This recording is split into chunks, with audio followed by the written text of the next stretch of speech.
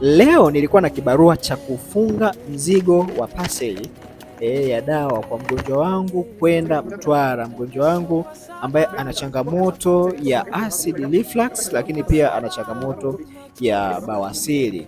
Na parcel hii ilikuwa alikuwa ame order kipindi ambako nilikuwa nimetoa tangazo kwamba kuna punguzo la gharama za matibabu msimu huu wa sikukuu.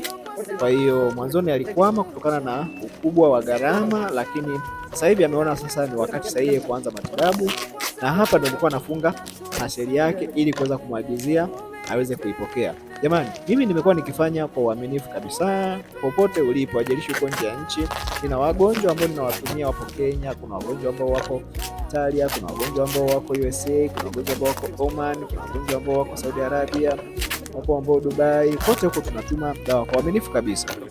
Cha msingi ni kuwa na imani, lakini tunaendelea kukuombea na Mungu atakusaidia katika changamoto ambayo unaipitia. Furahia afya bora, afya ni mali, afya ni uhai. Endelea kufuatilia, share kwa watu wengine pia waendelee